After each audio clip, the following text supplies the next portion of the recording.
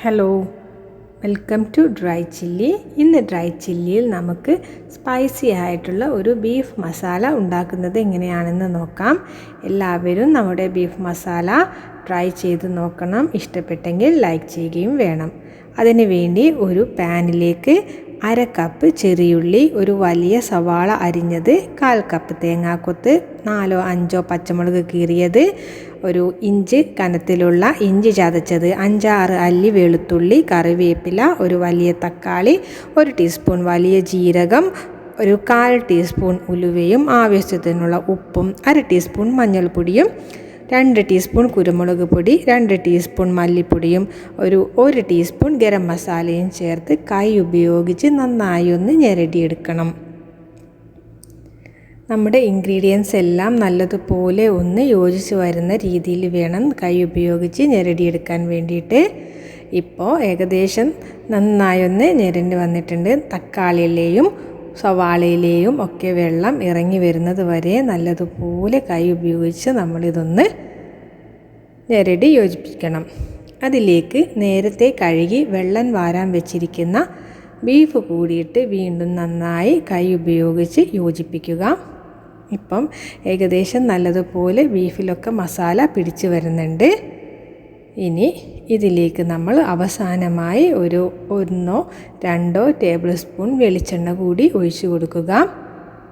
ഇപ്പോൾ വെളിച്ചെണ്ണയും ഒഴിച്ചിട്ടുണ്ട്. വെളിച്ചെണ്ണയും കൂടി ഒഴിച്ച് നല്ലതുപോലെ ഒന്ന് വീണ്ടും കൈ ഉപയോഗിച്ചൊന്ന് വെളിച്ചെണ്ണ എല്ലായിടത്തും എത്തുന്ന രീതിയിൽ ഒന്ന് യോജിപ്പിച്ചെടുക്കണം.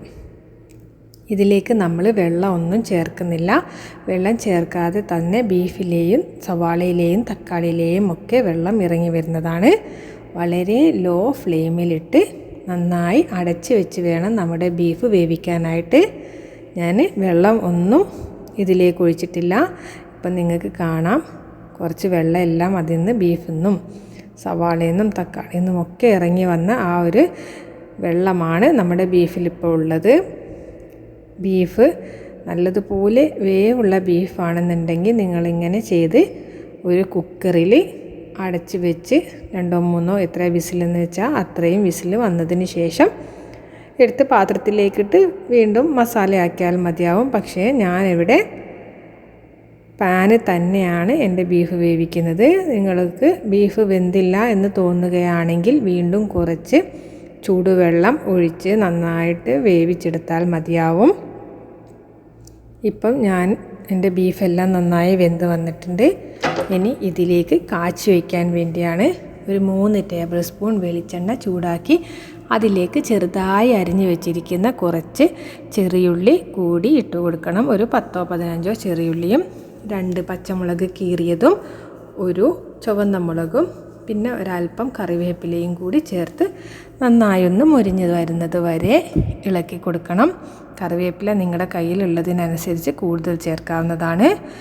ഇപ്പം നമ്മുടെ ചെറിയുള്ളിയെല്ലാം ഏകദേശം ഒന്ന് മുരിഞ്ഞ് വന്നിട്ടുണ്ട്.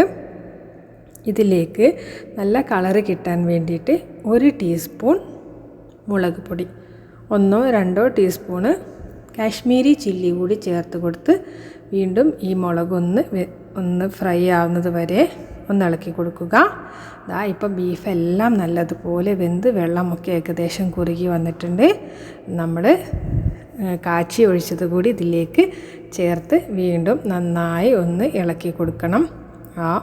നമ്മൾ നേരത്തെ ഇട്ടിരിക്കുന്ന കാശ്മീരി ചില്ലി ഈ ഒരു ബീഫ് മസാലയ്ക്ക് നല്ല ഒരു കളറ് കൊടുക്കുന്നതാണ്. ഇപ്പം നിങ്ങൾ കണ്ടിരിക്കും, നമ്മുടെ കാശ്മീരി ചില്ലി ഒഴിച്ച് ആ ഒരു ബീഫ് കളറ് വരെ ചേഞ്ച് ആയിട്ടുണ്ട്. അവസാനമായി നിങ്ങളുടെ കയ്യിൽ ഉണ്ട് എന്നുണ്ടെങ്കിൽ കുറച്ച് മല്ലിയില കൂടി അതിൻ്റെ മുകളിൽ വിതറി കൊടുത്താൽ മതിയാകും. ഇപ്പോൾ ടേസ്റ്റി ആയിട്ടുള്ള സ്പൈസി ബീഫ് മസാല റെഡി ആയിട്ടുണ്ട്. എല്ലാവരും ട്രൈ ചെയ്ത് നോക്കണം. എല്ലാവരുടെയും വിലയേറിയ അഭിപ്രായങ്ങൾ അറിയിക്കാനും മറക്കരുത്. Thanks for watching.